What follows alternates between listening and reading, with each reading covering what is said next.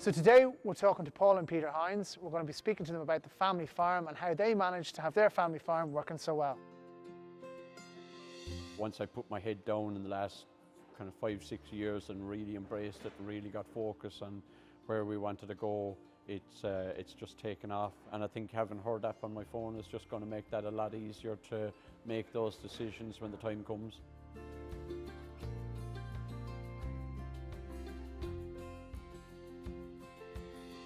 So Peter, thanks a million for taking time out and having a chat with us today. Pleasure to have you on the farm, George.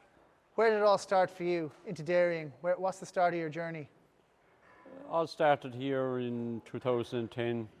Got an opportunity to go farming. Was 36 years of age at the time. We had 50 cows on the farm, and I guess I needed to kind of figure out where my journey was to go on farming. Joined a discussion group. Went back to ag college, which I was told at the time would never be any financial benefit to me from a tax perspective, but ultimately we're running a business, so I guess we got the financial incentive somewhere else afterwards.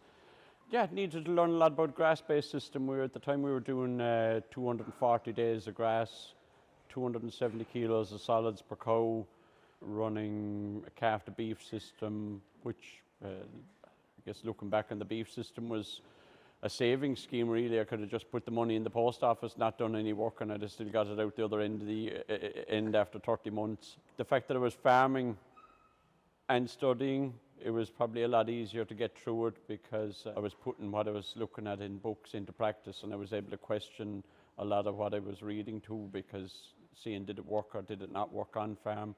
Very quickly changed to 300 days grazing, and needed to look at our breeding program from the point of view at the time we weren't using any AI. We had a 31-week calving spread, which, like for a spring calving herd, I think we were bordering on wanting to be autumn calving as well. I remember having a great chat with Mike Bateman about breeding and tightening your calving pattern, and he just said to me, he said, just go and do it, Peter. Just tighten it and don't worry about tightening it a little bit every year. Just shave the hell out of it and get it to 12 weeks.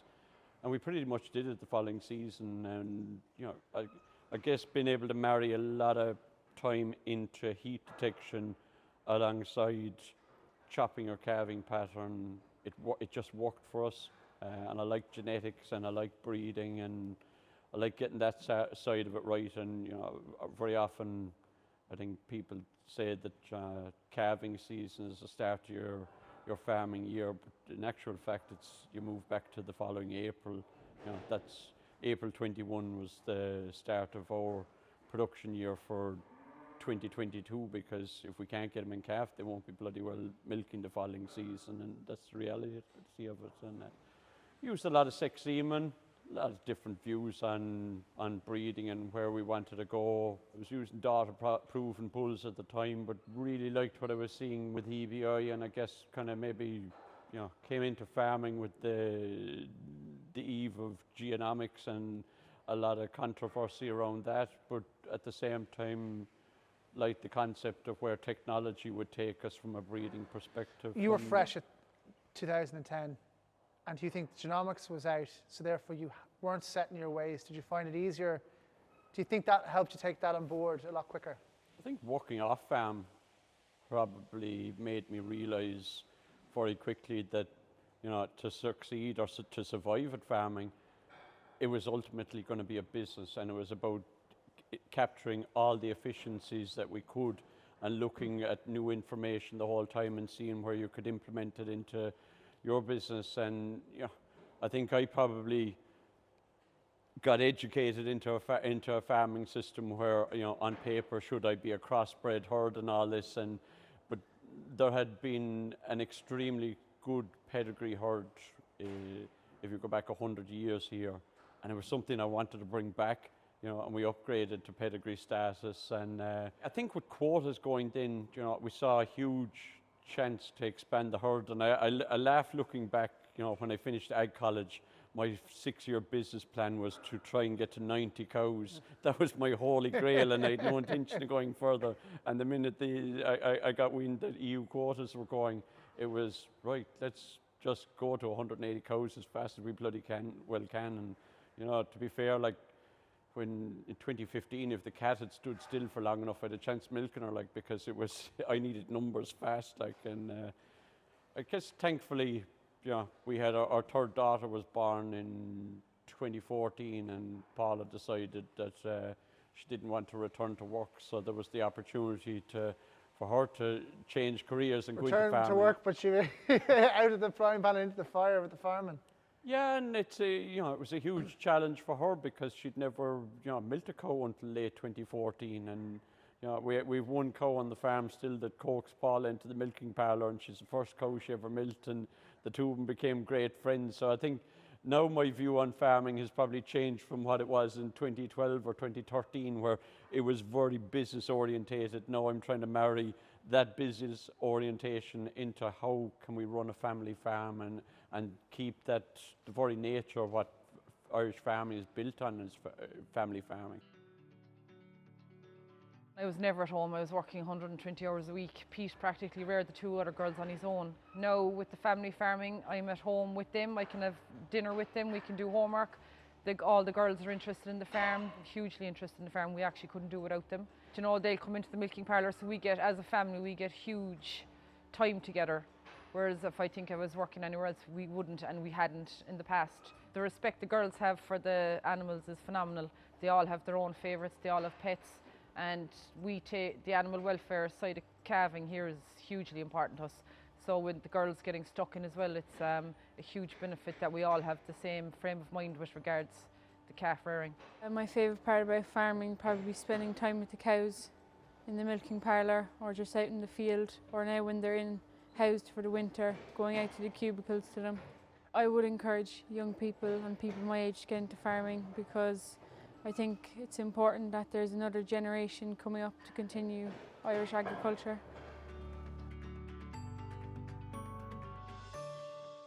This place doesn't operate unless it's a family farm, and I think, farming wouldn't interest me if we weren't family farming, because we get to have a lot of fun with it, but as well as that, I think animal welfare actually greatly benefits from it being a family farm, because, every animal is named, and you want the best for every animal, but also your kids do, and to see them grow up with having a huge concept of what animal welfare is, I think that's humbling, and it's nice to see. And one of the girls will definitely go into being a dairy farmer. Obviously, you use Herd app.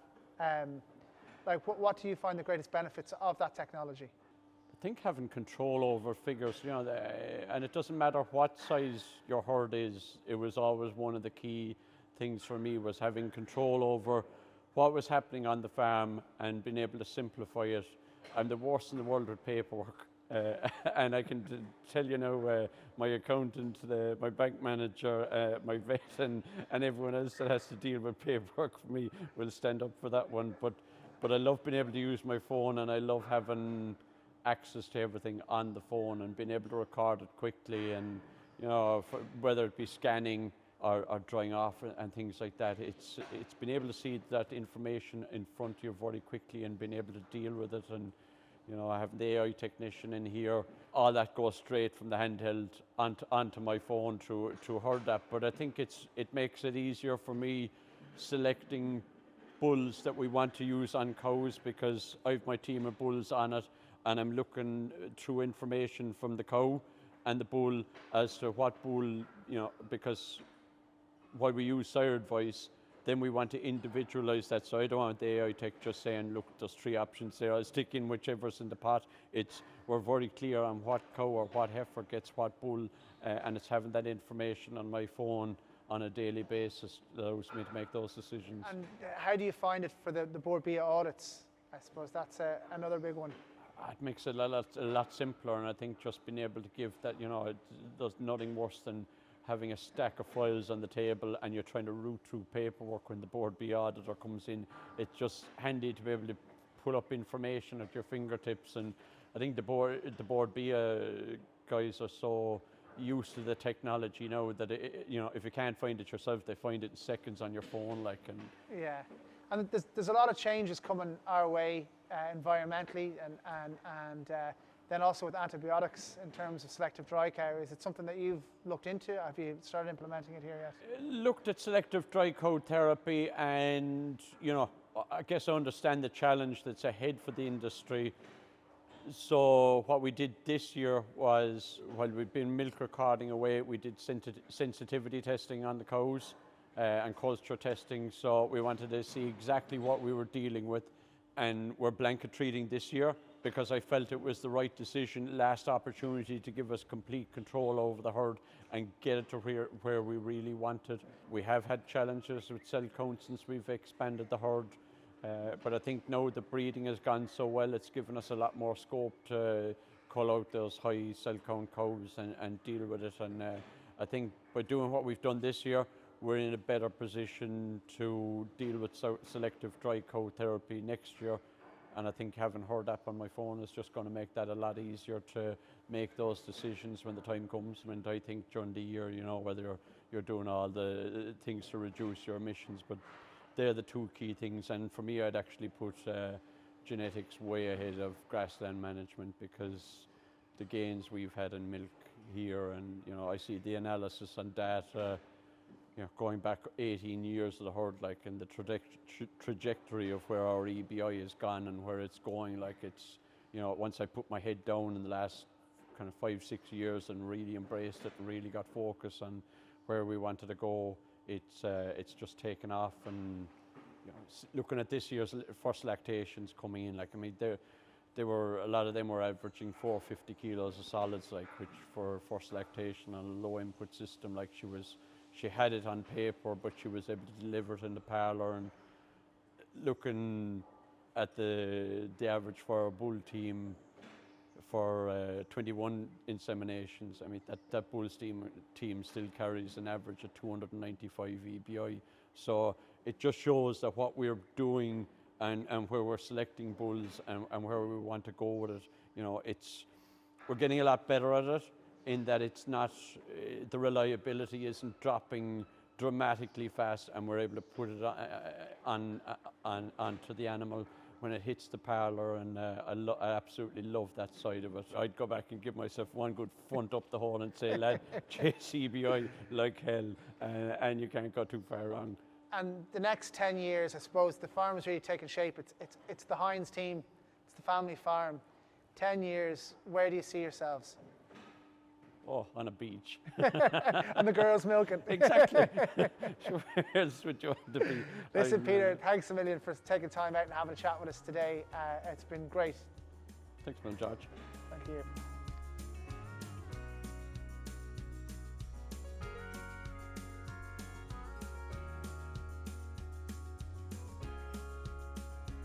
His worst farming habit's definitely always being on the phone. Hers is probably the same as well, always being on the phone.